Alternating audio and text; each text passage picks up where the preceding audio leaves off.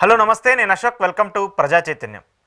ఏపీలో రాజకీయాలు వేడివేడిగా సాగుతూ ఉన్నాయి. ఏపీలో ప్రభుత్వానికి సంబంధించి కొన్ని కీలక నిర్ణయాలు తీసుకుంటూ వస్తుంది ఏపీ సర్కార్. అయితే దీంతో పాటు కూటమికి సంబంధించి మంత్రివర్గంలో మార్పులు జరగబోతున్నట్టు అర్థమవుతుంది. మంత్రివర్గానికి సంబంధించి కొంతమందిని తీసేసే ప్రయత్నం కూడా జరగబోతున్నట్టు తెలుస్తుంది. 4 నుంచి 6 మంత్రుల వరకు తీసేసి వాళ్ళలో కొత్త వాళ్ళకు అవకాశం ఇవ్వాలని చెప్పేసి చంద్రబాబు నాయుడు సర్కార్ కూడా ప్రయత్నిస్తున్నట్టు తెలుస్తుంది. ఇక మరోవైపు జగన్మోహన్ రెడ్డి ప్రాంతాల వారీగా నియోజకవర్గాల వారీగా సమావేశాలు అవుతున్నారు. పార్టీకి సంబంధించిన పటిష్టాలపైన ప్రాంతాల వారీగా అక్కడ ఉన్నటువంటి నియోజకవర్గాలకు సంబంధించిన ఇష్యూస్ పైన కూడా ఫోకస్ చేస్తూ వస్తున్నారు. అయితే కాంగ్రెస్కి సంబంధించిన కీలక నేతలందరూ కూడా ఇటు మళ్ళీ వైసీపీ వైపు చూస్తూ వస్తున్నారు. వైసీపీలో జాయిన్ అవడానికి కూడా సిద్ధంగా ఉన్నట్టు తెలుస్తుంది. రాయలసీమకి సంబంధించి మాజీ మంత్రి, మాజీ పీసీసీ అధ్యక్షుడిగా ఉన్నటువంటి శైలజానాథ్ కూడా కాంగ్రెస్లో చేరేందుకు సిద్ధంగా ఉన్నట్టు తెలుస్తుంది. నిన్న కర్నూలులో జరిగినటువంటి ఒక వివాహ వేడుకకు హాజరైనటువంటి జగన్మోహన్ రెడ్డితో ఆయన సమావేశమైనట్టు కూడా తెలుస్తుంది. ఏపీ తాజా రాజకీయ పరిణామాలు అలాగే దేశ రాజకీయాలపైన ఈరోజు ఇంటర్వ్యూలో మాట్లాడదాం. ఇంటర్వ్యూలో నాతో పాటు పార్టిసిపేట్ చేస్తున్నారు పురుషోత్తం రెడ్డి గారు. పురుషోత్తం రెడ్డి గారు, నమస్తే. నమస్తే అశోక్ గారు. సార్, ఫస్ట్ జగన్మోహన్ రెడ్డి గారు మళ్ళీ చేరికల మీద, అంటే పార్టీ నుంచి పోయే వాళ్ళని వదిలేసి పార్టీలోకి వచ్చే వాళ్ళని స్వాగతం పలుకుతున్నారు. దానికి సంబంధించి ఫోకస్గా రాయలసీమ మీద గట్టిగా దృష్టి పెట్టినట్టు అర్థమవుతుంది. దానికి సంబంధించి శైలజానాథ్ కావచ్చు, ఆయనతో పాటు మరి కొంతమంది కీలక నేతలందరూ కూడా వైసీపీలో చేర్చుకునేందుకు సిద్ధంగా ఉన్నారు. ఏం చెప్తారు దీనికి సంబంధించి? వైఎస్ఆర్ కాంగ్రెస్ పార్టీలో చేరికలు ఇంకా పెరుగుతాయి. Okay. At the same time అసంతృప్తి ఉన్న వాళ్ళు కావచ్చు, ఇంతకన్నా బెటర్గా తెలుగుదేశం లేదన్న అవకాశం వస్తే వెళ్దాం అనేవాళ్ళు కూడా కొంతమంది వెళ్ళొచ్చు వైసీపీ నుంచి. అంతకు మించి చేరికలు ఉంటాయి. కారణం ఏంటంటే సహజంగా ఓడిపోయిన పార్టీ, భవిష్యత్తు ఉందో లేదో తెలియని పార్టీ అనే వాతావరణం అప్పుడు చేరరు. కానీ ఇప్పుడు ఆంధ్రప్రదేశ్లో 2 పార్టీల సిస్టమ్, తెలుగుదేశం అదేవిధంగా వైఎస్ఆర్సీపీ. జనసేన ఏమైనా ఇండిపెండెంట్ గా ఒంటరిగా ఉంటే కొంత అటు ఇటుగా అడుగు పోతారు.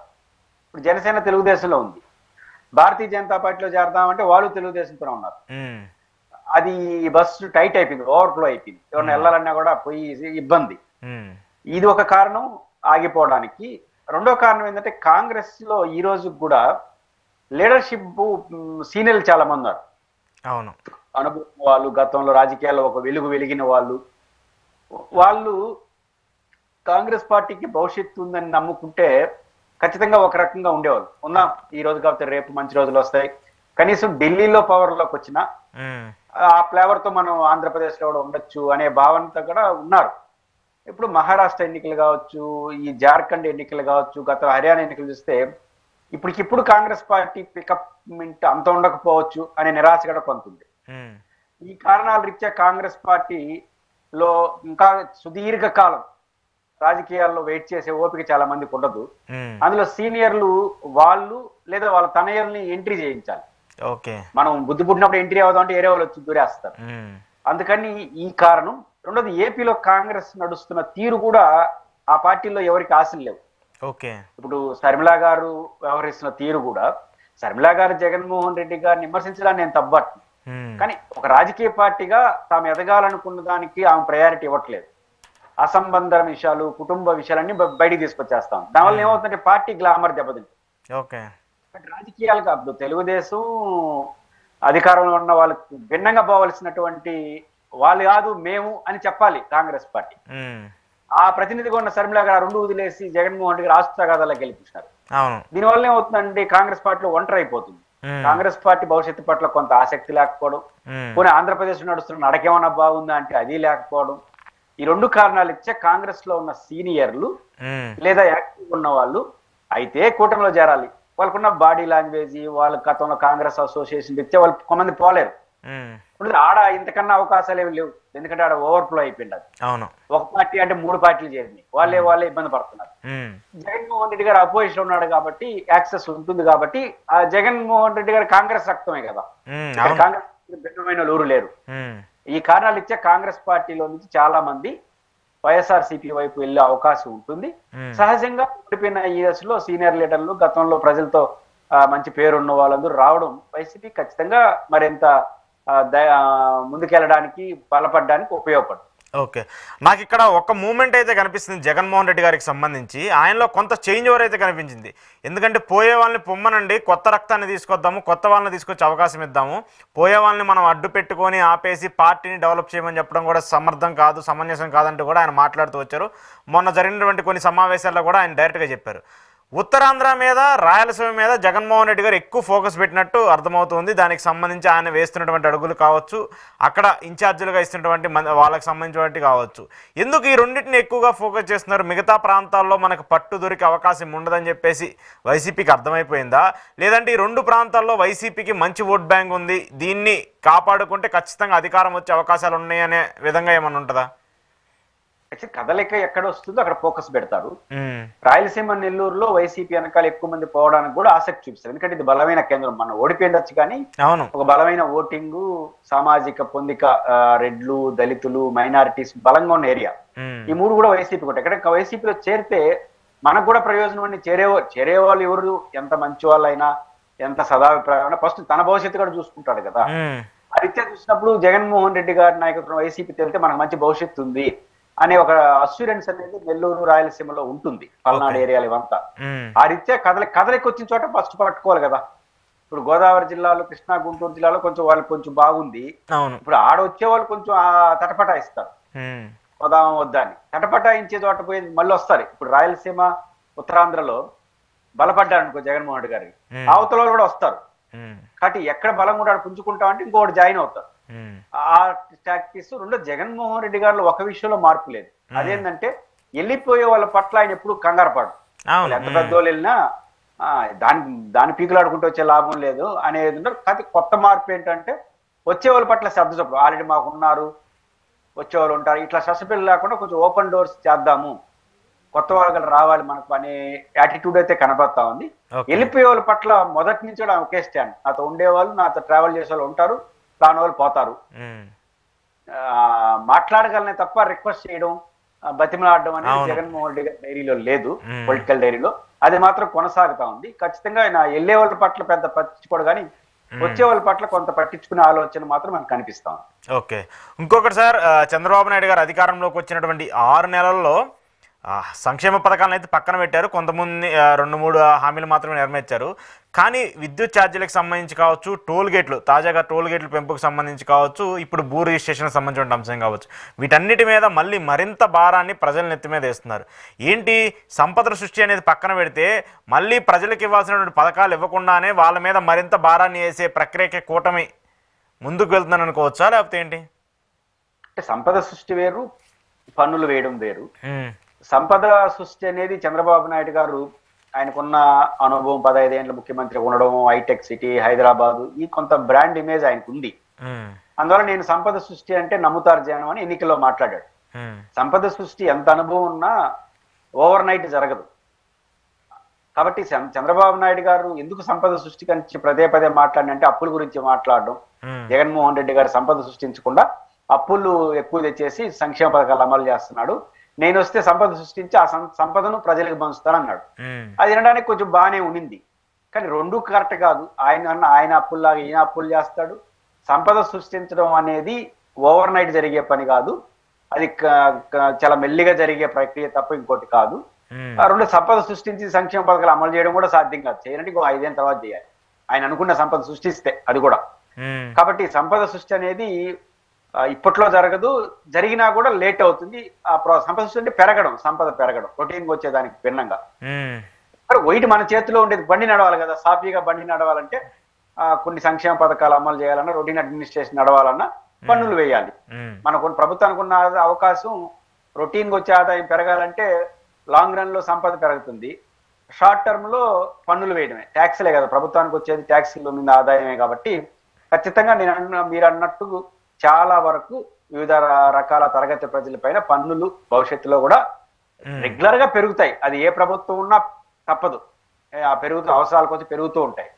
కానీ ఆ పెరుగుదల అబ్నార్మల్ గా పెరుగుదైతే ప్రజలకు ఇబ్బంది అవుతుంది. ఒక రొటీన్ గా పెరుగుదలని ప్రజలు కూడా యాక్సెప్ట్ చేస్తారు. గత సంవత్సరం 100 రూపాయలు ఉన్న టమోటా లేదా 10 రూపాయలు ఉన్న టమోటా ఇవి 11 రూపాయలు 12 రూపాయలకు వస్తే యాక్సెప్ట్ చేస్తారు. 20 రూపాయలు అయితేనే భయపడిపోతారు.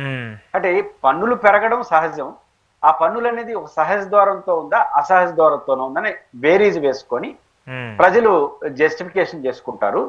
కానీ చంద్రబాబు గారికి వచ్చిన సమస్య ఏంటంటే మీరు పన్నులు పెంచారు, నేను వచ్చి వెంటనే అన్ని తగ్గించేస్తానని చెప్పినాడు.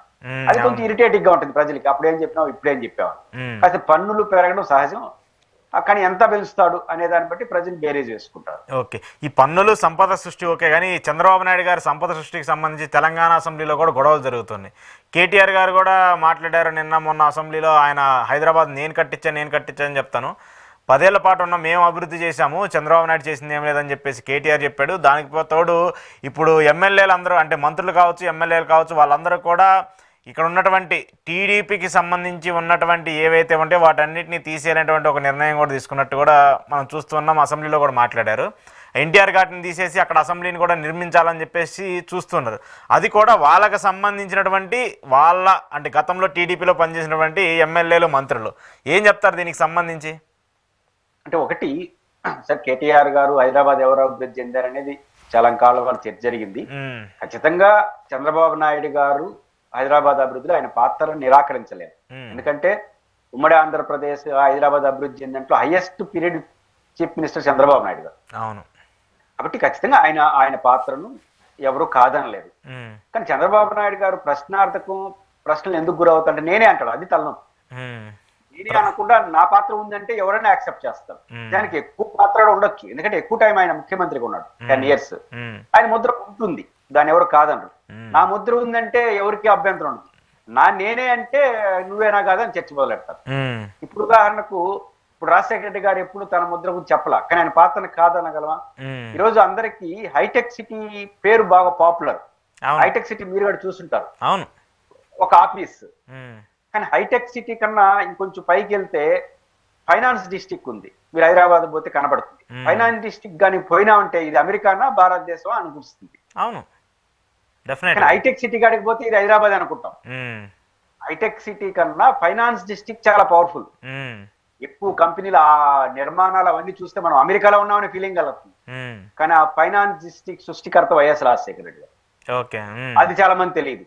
ఫైనాన్స్ డిస్ట్రిక్ట్ సృష్టికర్త రాజశేఖర రెడ్డి గారు. కానీ ఫైనాన్స్ డిస్ట్రిక్ట్ కాడికి ఆ సీన్లన్నీ చూపిస్తారు. ఇది అమెరికానా హైదరాబాద్ అంటారు, మళ్ళీ హైటెక్ సిటీ అనేస్తారు. ఇది తప్పు. హైటెక్ సిటీ వేరు, ఫైనాన్స్ డిస్ట్రిక్ట్ వేరు. నెంబర్ 1. నెంబర్ 2, రింగ్ రోడ్ ఎవరు చేశారు? ఖచ్చితంగా వైఎస్ రాజశేఖర రెడ్డి గారు. శంషాబాద్ ఎయిర్పోర్ట్ శంకుస్థాపన రాజశేఖర రెడ్డి గారే, ఇనాగ్రేషన్ రాజశేఖర రెడ్డి గారు. శంషాబాద్ ఎయిర్పోర్ట్, రింగ్ రోడ్డు, అసలు గ్రేటర్ హైదరాబాద్ డిజైన్ రాజశేఖర రెడ్డి. కాబట్టి శంషాబాద్ అనే ఆలోచన చంద్రబాబు గారికి వచ్చుండొచ్చు, శంషాబాద్ ఎయిర్పోర్ట్ కట్టాలనే ఆలోచన వారికి వచ్చుండొచ్చు. ఆయన ఆలోచన తప్పట్టం అంటే నీకు ఆలోచన చేసిన వాళ్ళందరినీ నా ఖాతాలు వేసుకునేస్తానంటే అక్కడ ప్రశ్నార్థకం అవుతుంది. ఎవరి పాత్ర వాళ్ళకు ఉంటుంది. చంద్రబాబు గారి పాత్ర ఉంది, రాజశేఖర రెడ్డి గారి పాత్ర ఇంకా బెటర్ గానే ఉన్నట్టు మనం ఈ పని అన్ని చూసినప్పుడు మనకు అర్థం అవుతుంది. దీన్ని మర్చిపోయి అప్పుడు నేనే అన్నప్పుడు వీళ్ళందరూ మాట్లాడతారు నేను కాదా అని వస్తారు. ఇది నెంబర్ 1.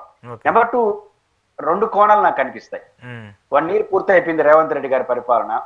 ఇంకా కాంగ్రెస్ లో అసలు సిస్టమైన రాజకీయం మొదలవుతుంది. కాంగ్రెస్ పార్టీలో నింపాదిగా ఎప్పుడు ఉండరు కదా, ముఖ్యమంత్రిని ఉండరు, వాళ్ళు ఉండరు. ఏ పార్టీలకు లేని అందమైన లక్షణం ఆ పార్టీలో ఉంది. 1 year అయిపోయింది కాబట్టి ఇంకేమైనా మాకు అవకాశాలు వస్తాయని సీనియర్లందరూ రెడీ అవుతారు. మార్చుకుంటే ఎట్లా ఉంటుంది, మారిస్తే నాకెట్లా ఉంటుంది మంత్రులు, ఇవన్నీ కాంగ్రెస్ కున్న జనరల్ కల్చర్. ఇక్కడ 2 కోణాలు ఏంటంటే కాంగ్రెస్ లో ఉన్న సహజ రోగాల రీత్యా ఇప్పుడు ఎన్టీఆర్ గార్డెన్ సంబంధించి కోమటిరెడ్డి రాజగోపాల్ రెడ్డి, ఇంకొక ఆయన అమరావతి గురించి వ్యాఖ్యలు చేసినాడు. ఇది చేసినప్పుడు ఇప్పుడు రేవంత్ రెడ్డి గారు ఏమనాలి? అదేం కాదు అనాలి. మామూలుగా ఆయన సహజ స్వభావం అయితే కాదు అనాలి. ఎందుకంటే ఆయన తెలుగుదేశం పార్టీతో మంచి అసోసియేషన్ ఉన్న వ్యక్తి, చంద్రబాబు గారి పట్ల గౌరవం ఉన్న వ్యక్తి. చంద్రబాబు మనిషిని ఆయన రాజకీయ ప్రత్యర్థులు ఆరోపిస్తారు కానీ చంద్రబాబు గారితో నాకు మంచి అభిప్రాయం ఉంది, నేను మంచి లీడర్ గుర్తిస్తాను అనేది ఎప్పుడూ చెప్తుంటాడు ఆయన. నేను ఎప్పుడు ఆయన వ్యతిరేకించినాను. కాబట్టి ఇప్పుడు ఆయన అన్నాడు అనుకో, నువ్వు చంద్రబాబు మనిషి నీళ్ళు మొదలెడతావు. అంటే పాలిటిక్స్ ఇట్టు ఉంటాయి. మనకేమో నిన్ను కొట్టినట్టే ఉంటుంది కానీ నా లక్ష్యం వేరేది ఉంటుంది. కాబట్టి ఆయన పొరపాటు. రెండోది, మొన్న తెలుసో తెలియకో Group 2 లో చంద్రబాబు గారి ప్రస్తావన ఏదో క్వశ్చన్ వచ్చిందంట. ఇవన్నీ ఆయన కోపం ఉన్నది మెడలు చుడతారు. ఈ చంద్రబాబు కోసం పనిచేసే కదా నష్టం వస్తుందని. అందుకని రేవంత్ రెడ్డి గారు ఎప్పుడైనా వెంటనే స్పందించేంతలో స్పందించాలి, గమ్మునున్నాడు. ఇదొకటి మనకి కనిపిస్తా ఉంది. రెండోది, తెలుగుదేశం పార్టీ ముద్ర మన మీద పడితే ఒక కాలం దాటిన తర్వాత నష్టం వస్తుంది. ఇప్పుడు బీఆర్ఎస్ రేవంత్ రెడ్డి ఆయన ఏమంటున్నాడు, చిట్టినాయుడు అంటున్నాడు. దాని అర్థం ఏంటో ఊరు ఓహలపాలు వదిలేవాళ్ళు అంటే చంద్రబాబు అనే ముద్ర వేస్తున్నాడు. అంటే ఈ లక్ష్యం ఉంటారు, దాన్ని లాక్కొచ్చేది ఇంకో పద్ధతిలో ఉంటుంది. అదే కాంగ్రెస్ కున్న లక్ష్యం. కాబట్టి అవన్నీ జరుగుతా అంటే మనకు నొప్పి తగిలినప్పుడు మన వాళ్ళు తిడుతున్నారు అనిపిస్తుంది. అదేం కాదు, కాంగ్రెస్ లో ఉన్న అంతర్గత గొడవలే, అంతర్గత సమస్యలే ఈ పరిస్థితికి కారణం.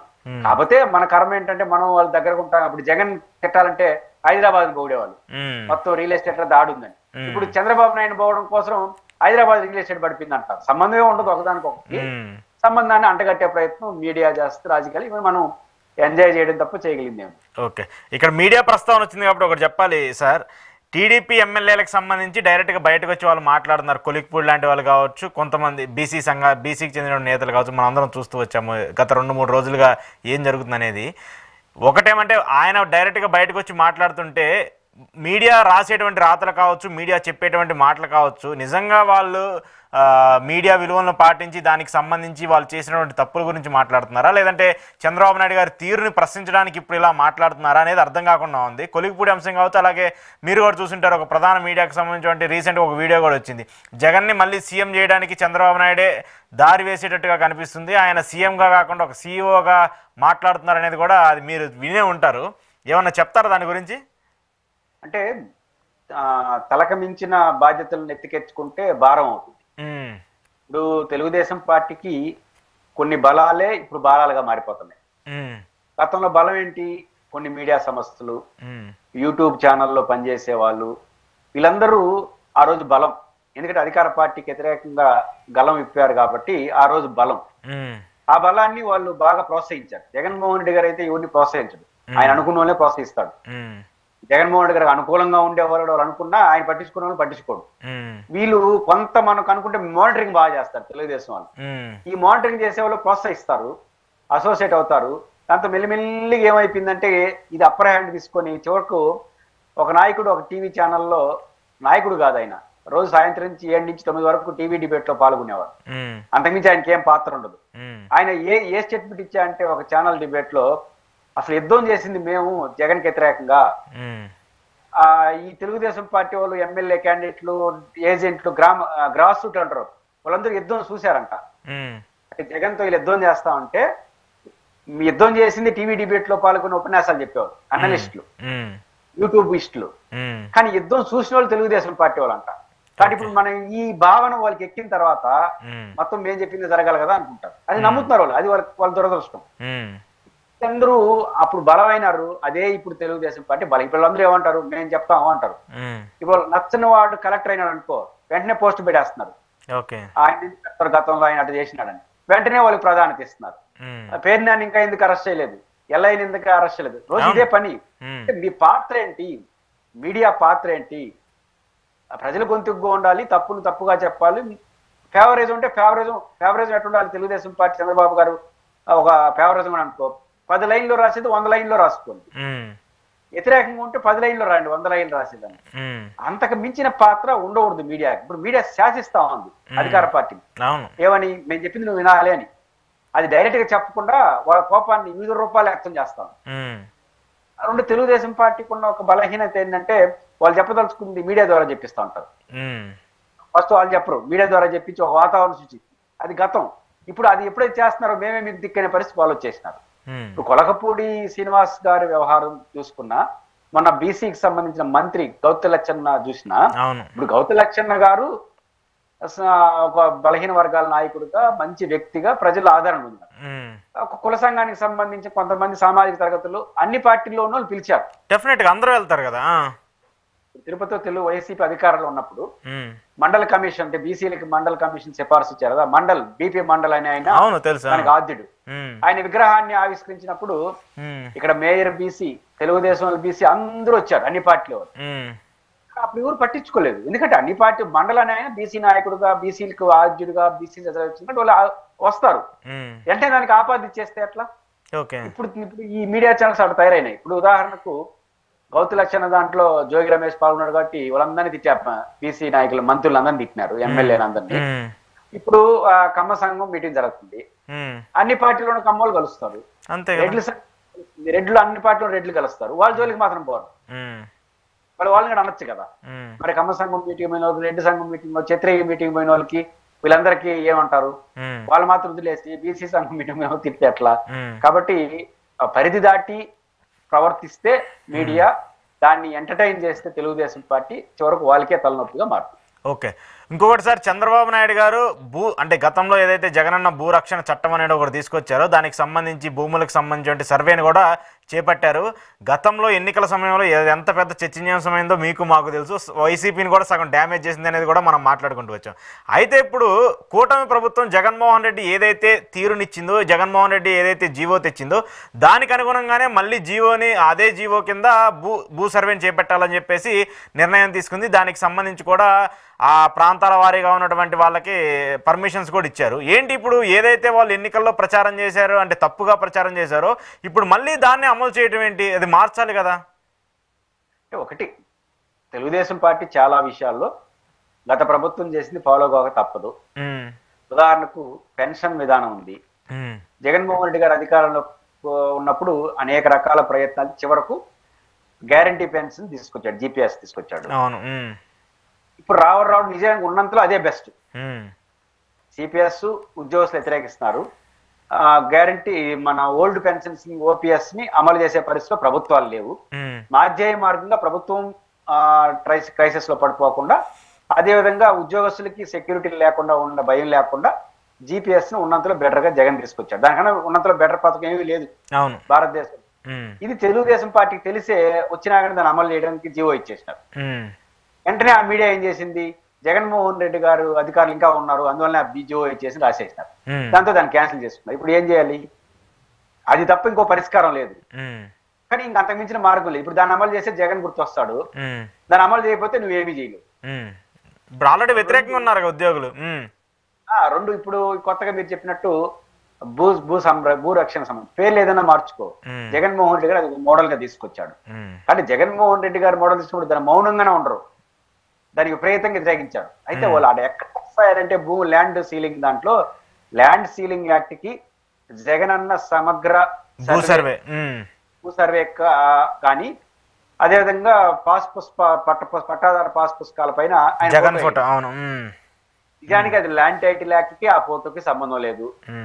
ఈ జగనన్న సర్వేలో సంబంధించినంత వరకు రాళ్ళు పైన జగనన్న సర్వే అని రాయాల్సిందని ల్యాండ్ యాక్ట్ కి సంబంధం లేదు.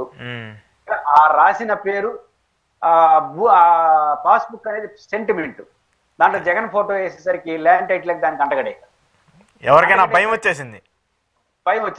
అంటే వీళ్ళు చేసిన వ్యవహార శైలి వల్ల ఇదేదో బాగుంది, కొట్టేస్తే ఒక పని అయిపోతుందని ఈ ల్యాండ్ టైటిల్ యాక్ట్ కి సంబంధం లేని ఫోటోని తీసుకొచ్చి పెట్టేసి ఇదే ల్యాండ్ టైటిల్ యాక్ట్ దీన్ని రద్దు చేస్తామని చెప్పారు. రావడం రద్దు చేసినారు, మళ్ళీ దీన్ని మొదలెడతారు. ఎందుకంటే అది తప్ప ఇంకో పరిష్కారం లేదు. అది రద్దయితే 0.5%, 2% మనకు వచ్చే ఇన్సెంటివ్ కూడా పోతాయి కేంద్ర ప్రభుత్వం. కాబట్టి జగన్మోహన్ రెడ్డి గారు చాలా విషయాల్లో, అది ల్యాండ్ టైటిల్ యాక్ట్ కావచ్చు, అదేదో కొన్ని స్కూల్ కి సంబంధించి కావచ్చు, ఉద్యోగస్తుల భవిష్యత్తుని సంబంధించి ఉన్నంతలో బెస్ట్ తీసుకొచ్చాడు. ఆ బెస్ట్ ని అంగీకరించే పరిస్థితి ఆ రోజు లేదు రాజకీయాల కోసం. ఈ రోజు యాజ్ ఇట్ ఈజ్ గా అమలు చేస్తే చెడ్డ పేరు వస్తుంది. అంటే పేర్లు మార్చి కొన్ని వాయిదాలు వేసి కొన్ని చేయడం అనేది ఇప్పుడు ఈ ప్రభుత్వానికి ఒక ఇబ్బందిగా మారింది. వాళ్ళు అటు ఇటుగా దాన్ని అమలు చేయడం తప్ప ఇంకొక పరిష్కారం వాళ్ళకి లేదు. కాదు సార్, నాకు అర్థం కాని పాయింట్ ఏంటంటే, ఇంత ప్రక్రియ అంటే జగన్మోహన్ రెడ్డి తీసుకొచ్చినటువంటి మళ్ళీ అవే స్కీముల్ని అవే వాటిని ఇంత క్లియర్గా అమలు చేస్తూ ఉన్న ప్రభుత్వం కూడా ఎందుకు వైసీపీ మాట్లాడలేదు? ఇప్పుడు ఈ జగనన్న భూ సర్వే అనేది ఇప్పుడు ఇష్యూ కావచ్చు, గతంలో ఇది చాలా పెద్ద ఇష్యూ. ఆయన్ని పడగొట్టడానికి, ఆయన రాజకీయంగా పతనం చేయడానికి ఇదే కారణమైంది. కానీ మళ్ళీ ఇదే అమలు చేస్తున్నప్పుడు వైసీపీ లీడర్లు ఎందుకు మాట్లాడలేదు? వైసీపీ వాళ్ళు ఎందుకు దీని మీద స్టాండ్ తీసుకోలేకపోతున్నారు? ఇప్పుడు ఉదాహరణకు వైసీపీకి 2 బలహీనతలు ఉన్నాయి. ఆ పార్టీ ప్రొఫెషనల్ పొలిటికల్ పార్టీ లక్షణాలు కొన్ని లేవు. అంటే అదొక కారణం. రెండోది విస్తృతంగా చర్చించడం, విస్తృతంగా మాట్లాడడం అనేది వైసీపీలో జగన్మోహన్ రెడ్డి గారికి తగ్గింది యాక్సెస్. ఇప్పుడు 10 మందితో మాట్లాడితే 10 రకాల అభిప్రాయాలు వస్తాయి. ది బెస్ట్ ఆయన ఛాయిస్ ఎంచుకోవచ్చు. మనకు తెలుగుదేశం పార్టీ అధికారానికి వచ్చి 6 నెలలు అవుతాం, అప్పుడే మీరు మంత్రివర్గంలో మార్పులంట ఇట్లా చర్చ నడుస్తా ఉంది. ఎందుకంటే చంద్రబాబు గారిలో ఎన్ని విమర్శలు ఉన్నాయి, ఆయనకు ఒక మంచి లక్షణం ఉంది, ఎప్పటికప్పుడు ఫీడ్బ్యాక్ తెచ్చుకుంటాడు. మీకు గుర్తుంటే వాలంటీర్ల పైన అంత తీవ్రంగా విమర్శలు చేసినారా? అవును. అదే చంద్రబాబు నాయుడు గారు వెంటనే నేను కొనసాగించడం 10,000 ఇస్తాడు. ఇవ్వడానికి కూడా ఆయన తెలుసు. ఎందుకన్నాడు? వాలంటీర్ని టార్గెట్ చేస్తే నష్టం వస్తుందని ఆయన నమ్మినాడు. నమ్మిన వెంటనే వైఖరి మార్చుకునేసి ఒక అబద్ధంగా చెప్పడానికి ట్రై చేసినారు. దీంట్లో నాకు చంద్రబాబు గారు నచ్చింది ఏంటంటే వాలంటీర్ల పైన మన వైఖరి వల్ల మనకు నష్టం వచ్చేటువంటి గుర్తించాడు, నెక్స్ట్ స్టెప్ తీసుకున్నాడు. అవును. జగన్మోహన్ రెడ్డి గారికి వచ్చే సమస్య ఏంటంటే ఆయన చుట్టూ కొంతమంది ఉంటారు, వాళ్ళు చెప్పింది ఆయనకి ఎవరికైనా మీకైనా చెప్పింది సమాచారం బట్టి ఇన్ఫర్మేషన్ తీసుకుంటారు, దాంట్లో బెస్ట్ ఎంచుకుంటారు. ఇప్పుడు సమగ్ర భూ చట్టంలో కానీ ఇంకో పాస్ పుస్తకంలో ఆయన ఫోటో వేసుకున్నారు. నిజానికి ఒక గొప్ప విషయం ఏంటంటే నేను విలేజ్ లో ఉంటాను కాబట్టి ఒక సర్వే చేయాలంటే తల ప్రాణం తోకొస్తుంది. మనం డబ్బు కట్టాలి, ఆ విఆర్ఓ ఎవరికో లంచం ఇవ్వాలి, ఆయన 2 నెలలకు వస్తాడు. ప్రభుత్వమే డబ్బు కట్టకుండా రూపాయి కట్టకుండా మన ఇంటికి వచ్చి వాళ్ళే సర్వే చేసి వాళ్ళే పట్టాలు ఇచ్చి మన సర్వే నెంబర్ చేసి రాళ్ళు దాయేసిపోతున్నది ఒక విప్లవాత్మక నిర్ణయం. ఇంత గొప్ప నిర్ణయం తీసుకున్నాం కదా జగన్ గారు, అందులో మీ ఫోటో వేస్తే హర్షిస్తారని చెప్పినట్టుంటారు. బాగుంది అంటే ఆయనకి తెలియదు కదా. కానీ ఇప్పుడు ఆయన 100 మందితో మాట్లాడుంటే అన్న ఇది రాంగ్ గా వెళ్తుంది అని ఇంకొక 4 సమాచారాలు చెప్పి 2 బేరేజ్ వేసుకుంటాడు, కరెక్ట్ డెసిషన్ తీసుకుంటాడు. అందులో జగన్మోహన్ రెడ్డి గారు విస్తృతంగా మాట్లాడకపోవడం వల్ల వచ్చిన సమస్యే వాళ్ళ గతంలో వైఫల్యం. ఇంకా ఇప్పుడు అన్ని అర్థం అవుతాయి, ఎందుకంటే ఇంకా గట్టిగా వస్తున్నాడు. రెండోది జగన్ గారు చేసింది మళ్ళీ చేస్తున్నారు కాబట్టి ఖచ్చితంగా జగన్ గారు గతంలో చేసినవన్నీ మళ్ళీ వస్తాయి. ఇప్పుడు ఆయన దాని మీద కూడా వ్యతిరేకిస్తూ వస్తున్నారు చాలా మంది. మీరు మాట్లాడాలి, మీరు చెప్పాలని చెప్పి పోస్టర్లో పెట్టి మరీ నినాదాలు చేస్తున్నటువంటి పరిస్థితి అయిపోయింది ఇప్పుడు గ్రామాల్లో కానీ విలేజెస్ లో కానీ చాలా చోట్ల. జగన్మోహన్ రెడ్డి గారు ఇప్పుడు రెగ్యులర్ గా మాట్లాడుతున్నాడు. గతంలో మాట్లాడలేదనేది నిజం, కానీ ఇప్పుడు అన్నిట్లో సావధానంగా ప్రెస్ మీట్లు పెట్టి ఎఫెక్టివ్ గా మాట్లాడుతున్నాడు కదా. ఆఫ్టర్ ఓటమి తర్వాత ఆయన బాగా మాట్లాడు, యాక్సెస్ ఇస్తున్నాడు. ఇంకా కిందకి ఆఫ్టర్ ఓటమి తర్వాత ఆయన బాగా వస్తున్నాడు. ఇంకా కొన్ని అనుమానాలు కేడర్ కి యాక్సెస్ రావడం, కోటరీ లీడర్షిప్ వీటి పట్ల అనుమానం వచ్చి, కానీ 6 నెలలకి ఎంత మార్పు అనేది మనం ఊహించలేదు. ఖచ్చితంగా జగన్మోహన్ రెడ్డి గారు ఆఫ్టర్ ఓటమి తర్వాత చాలా చేంజ్ వచ్చింది. ఇంకా రాబోయే కాలంలో ఇంకొన్ని వస్తాయి. ఖచ్చితంగా ఆయన రాటు తేల్తాడు, డౌట్ ఏమి లేదు. కాబట్టి గతం గుర్తు చేస్తున్నారు, గతంలో జరిగిన లోపాలు ఇప్పుడు చెప్తున్నారు తప్ప ఇప్పుడు వచ్చిన తర్వాత. కాకపోతే కోపం ఉన్నప్పుడు ఏమవుతుందంటే వాళ్ళని తీసేయండి, వీళ్ళని తీసేయండి, వాళ్ళని తీసేయండి, ఇవన్నీ మాట్లాడుతుంటే అది రాజకీయాల్లో కరెక్ట్ కాదు. ఆయన కరెక్ట్ స్టాండ్ వెళ్తాడు, ఇంకొంచెం గుణాత్మకంగా వెళ్లాల్సిన అవసరం. ఓకే, కంక్లూడ్ చేస్తూ సార్, ఈ మంత్రివర్గానికి సంబంధించి ఏంటి వీళ్ళ 6గురినో 7గురినో తీసేయాలని చెప్పేసి ఒక వార్తలు అయితే వస్తున్నాయి. కొత్త వాళ్ళకి కూడా అవకాశం కల్పించాలని చెప్పేసి వస్తూ ఉంది. 6 నెలల అంటే 6 నెలల పరిధిలోనే పర్ఫార్మెన్స్ బాగాలేదని చేంజ్ చేయడం అంటే మరి ముఖ్యమంత్రిని కూడా చేంజ్ చేసే పరిస్థితి వస్తుందా? మామూలుగా మంత్రులు ముఖ్యమంత్రి బాసు, ఏ మంత్రివర్గం అయినా సహజంగా ఏమనుకుంటారు, ఎవరైనా తప్పు చేస్తే మంత్రుల చుట్టూ నడుస్తుంది వ్యవహారం. కాబట్టి ముఖ్యమంత్రి అనేది బాస్ కాబట్టి ఇంకా అది అల్టిమేట్. అందులో ప్రాంతీయ పార్టీ జాతీయ పార్టీలు అయితే ఇప్పుడు తెలంగాణలో అయితే రేవంత్ రెడ్డిని మార్చి ఇంకోని పెడతారు. ఇక్కడ చంద్రబాబే గారు సర్వం. వాళ్ళు ఏదైనా కుటుంబ సభ్యులు మాట్లాడుకొని లోకేష్ గారిని కొంచెం ఎక్స్పోజ్ చేద్దామని ఏమైనా మార్పులు వాళ్ళు ఇంటర్నల్ గా చేసుకుంటే తప్ప అదర్ దెన్ చంద్రబాబు గారు మార్పు అనేది ఊహించుకోలేము, అది జరగని పని. అయితే మంత్రివర్గ చంద్రబాబు గారు ఎప్పుడు కూడా ఇది చెప్తా ఉంటాడు, మంత్రులపైన విమర్శ వచ్చినప్పుడు, పర్ఫార్మెన్స్ లో తేడాలు వచ్చినప్పుడు ఖచ్చితంగా ఒక వార్న్ చేసే పద్ధతిలో చంద్రబాబు గారు ఎప్పుడూ ఉంటాడు. దానివల్ల ఏమవుతుంది, వాడు ఉండే వాళ్ళకి భయం వస్తుంది, కొత్తగా ఆశించే వాళ్ళకి ఏదో త్వరలో చేయబోతున్నాడేమో మనకు కూడా వస్తుందని ఒక ఆశ వస్తుంది. వాళ్ళకి భయం, వీళ్ళకి ఆశ, ఇది నిరంతరం ఉంటుంది చంద్రబాబు గారి స్టైల్ అడ్మినిస్ట్రేషన్ లో. అందులో భాగంగా ఇప్పుడు కూడా ఉండొచ్చు. నేను అనుకుంటుంది ఎప్పుడు చేస్తారో తెలియదు, కానీ ఖచ్చితంగా కొంతమందికి సమ్ XYZ అయితే మార్పులు చేర్పులు ఉంటాయి. ఎందుకంటే చాలా మంది సీనియర్లకు అవకాశం లేదు, అసంతృప్తి ఉంది, ఈ పర్ఫార్మెన్స్ లో తేడా ఉంది. కాబట్టి ఈ రోజు రేపు జరగకపోవచ్చు, సర్టన్ పీరియడ్ తీసుకొని అయితే ఆ మార్పులు అయితే చేస్తారని అనుకుంటున్నాను. ఓకే, ఖచ్చితంగా అయితే మంత్రివర్గంలో మార్పు జరుగుతుంది. ఇప్పుడు ఎట్లా ఒకరిని చేర్చుకోవాలి కదా నాగబాబు గారిని, కాబట్టి నాగబాబు ఒకరినే చేర్చుకుంటే అది కేవలమైన మెసేజ్ అవుతుంది. కాబట్టి కాకుండా అది ఎట్లా చేర్చుకోవాలి కాబట్టి ఇంకా కొంతమందిని ఏదైనా మార్పులు సఫల్ చేసేది అనుకుంటే 2 కలిపి చేస్తే అందరితో భాగంగా నాగబాబు గారిని తీసుకున్నట్టు అవుతుంది. రెండోది కొంతమందికి హెచ్చరిక పంపించినట్టు అవుతుంది. ఓకే, ఇంకొకటి ఈ పవన్ కళ్యాణ్ గారి వ్యవహారం కావచ్చు, బీజేపీ వ్యవహారం కావచ్చు, నాకెందుకో కొంత గందరగోళంగా కనిపిస్తుంది. బీజేపీ ఏమో కూటమి మీద కొంత అసంతృప్తి వ్యక్తం చేస్తుంది, నామినేటెడ్ పదవుల విషయంలో కావచ్చు, మంత్రివర్గానికి సంబంధించిన దాంట్లో కావచ్చు, మాకు సరిగా ప్రాధాన్యత కలగట్లేదని చెప్పేసి వాళ్ళు ఉన్నారు. బీజేపీ జనసేనకి సంబంధించి ఎవరైతే వైసీపీలో టీడీపీకి సంబంధించి వ్యతిరేకంగా ఉన్నటువంటి నేతలు ఉన్నారో, ఓడిపోయినటువంటి ఎమ్మెల్యేలు ఉన్నారో, వాళ్ళందరినీ జనసేనలో చేర్చుకోవడం వల్ల మా ఉనికికి ప్రమాదం జరిగే అవకాశం ఉంటుంది, దాన్ని ఖచ్చితంగా మీరు కట్టడి చేయాలని చెప్పేసి పవన్ కళ్యాణ్ గారికి వాన్ చేయాలని చెప్పేసి కూడా టీడీపీ ఎమ్మెల్యేలు అందరూ మాట్లాడుతూ వస్తున్నారు. దీనివల్ల కొంత డిస్టర్బెన్స్ క్రియేట్ అయ్యే అవకాశం ఉంది కదా. అంటే మిత్రపక్షాలు అధికారంలోకి వచ్చిన తర్వాత రకరకాల డిస్టర్బెన్స్ లో ఇది ఒక డిస్టర్బెన్స్ ఉంటుంది. ఈ తలనొప్పి ఎప్పుడూ ఎదుర్కోవాల్సిందే. పడిసే ఉన్న ముక్కున్నంత వరకు పడిసే ఉంటుంది అంటారు కదా. మిత్రపక్షాలు కలిసి ఉన్నంత వరకు ఈ ఏదో రూపంలో సమస్యలు వస్తూ ఉంటాయి. ఒకరిపైన ఒకరు పై చేయి సాధించడం కోసం వస్తూ ఉంటాయి. దాన్ని ఎవడు కాదని లేరు కదా. బీజేపీలో రెండు రకాలు ఉన్నాయి. ఆంధ్రప్రదేశ్ లో బీజేపీ నాయకులు కొంత అసంతృప్తి ఉండొచ్చు. ఢిల్లీ బీజేపీ నాయకులకి ఏం అసంతృప్తి లేదు. వాళ్ళు అనుకున్నది వాళ్ళు సాధించుకోబోతున్నారు. రాజ్యసభ అనుకున్నారు 2 నిమిషాలు అనుకున్నారు, 2 నిమిషం ఇచ్చేసినారు. కాబట్టి ఢిల్లీ బీజేపీ నాయకుల మాట బాగా వింటారు చంద్రబాబు నాయుడు. ఆంధ్రప్రదేశ్ బీజేపీ నాయకుల మాట విన్నారంటే ఆయన ఇంకా ఉండేవంటి వాళ్ళకి తీలేమాప్తాలు. ఆంధ్రప్రదేశ్ బీజేపీ నాయకులు పదవులు చిన్న చిన్న వాళ్ళు ఆశించచ్చు, వాళ్ళకి భయపడే పరిస్థితి ఉండదు. ఢిల్లీ బీజేపీ నాయకులతో గుడ్ రిలేషన్స్ ఉంటాడు, ఎందుకంటే వాళ్ళతో పనులు ఉంటాయి, వాళ్ళ అజమాయిషి ఎక్కువ. ఢిల్లీ బీజేపీ నాయకులు ఆంధ్రప్రదేశ్ బీజేపీ నాయకులు బాధలు పట్టించుకోరు. వాళ్ళు మంచి రోజు కోసం వెయిట్ చేస్తారు. ఖచ్చితంగా బీజేపీ జాతీయ నాయకులకు ఎక్కడ అసంతృప్తి లేదు. వాళ్ళు పవన్ కళ్యాణ్ కేంద్రంగా చేసుకుని రాజకీయాలు చేస్తారు. వాళ్ళు ఏ రాజకీయం ఎప్పుడు చేస్తారో ఎవరికి అర్థం కాదు. అంటే జాతీయ బీజేపీ నాయకులు అసంతృప్తికి ఎక్కడో లేదు. ఉన్నదంతా పాపం ఆంధ్రప్రదేశ్ బీజేపీ మాకు 4 పదవులు వస్తే అంటే. కాబట్టి ఇక్కడ పవన్ కళ్యాణ్ ఇన్ఫ్లుయెన్స్ ఉంది జనసేనకి. బీజేపీ ఇన్ఫ్లుయెన్స్ కూడా ఇన్ఫ్లుయెన్స్ అమిత్ షా చేయాలి, నరేంద్ర మోడీ వాళ్ళు ఈ ఇన్ఫ్లుయెన్స్ చేయరు. వాళ్ళ ఇన్ఫ్లుయెన్స్ వేరే ఉంటాయి.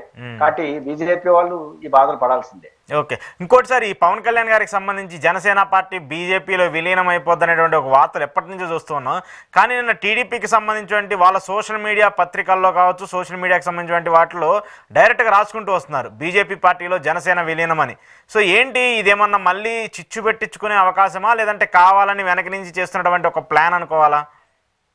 అంటే రెండు వాళ్ళ ఆశ కావచ్చు. ఇప్పుడు జనసేన ఇండిపెండెంట్ గా ఉంటే 3 పార్టీల సమస్య. బీజేపీలో చేరిపోతే పవన్ కళ్యాణ్ కి ఈ రోజు ఉన్నంత ఇమేజ్ ఉండదు. జాతీయ పార్టీలో జరిగిన తర్వాత తగ్గుతుంది. పవన్ కళ్యాణ్ ఒంటరిగా ఇమేజ్ లీడర్ ఉండడం తెలుగుదేశానికి కొంత ఇరిటేట్ వస్తుంది. ఎలక్షన్ లో బాగుంటుంది, ఓట్లు వస్తాయి కదా. ఇప్పుడు ఇరిటేషన్ గా ఉంటుంది, పవర్ఫుల్ చంద్రబాబు గారితో సమానంగా కూర్చోవడం. కాబట్టి ఇప్పుడు బీజేపీలో చేరిపోతే ఒక పని అయిపోతుంది కదా అనే భావన ఉండొచ్చు తెలుగుదేశం వాళ్ళకి. అయితే పవన్ కళ్యాణ్ గారు కానీ భారతీయ జనతా పార్టీ కానీ తెలివైన రాజకీయాలు చేయదలుచుకుంటే జనసేనగా ఉండడమే బెటర్. జనసేనకు బెటర్, బీజేపీకి బెటర్. బీజేపీలో చేరిపోతే జనసేన అస్తిత్వాన్ని కోల్పోతారు. ఆయనకున్న వాళ్ళు అంత మొత్తాదులో ఉండరు, కొంత నష్టం వస్తుంది. జనసేన కొంత తగ్గితే తెలుగుదేశం మీద ఇన్ఫ్లుయెన్స్ కూడా తగ్గుతుంది. కాబట్టి బీజేపీ జనసేన తెలివైన రాజకీయాలు తెలుసుకుంటే చేర్చుకోరు, పార్టీలో చేర్చుకోండి, ఇట్నే నడుపుతారు. సరే, వాళ్ళు ఇంకా షార్ట్ కట్ మెథడ్ ఏమైనా ఎంచుకుంటే మనం చెప్పలేము. అంటే రాజకీయంలో ఎప్పుడేం జరుగుతుందో మనం చెప్పలేం కదా, ఏదైనా జరగవచ్చు ఏ సమయానికైనా. Right sir, thank you very much sir. ఇది పురుషోత్తం రెడ్డి గారితో ఎక్స్క్లూజివ్ ఇంటర్వ్యూ ప్రజా చైతన్యం నుంచి. చూస్తూనే ఉండండి ప్రజా చైతన్యం.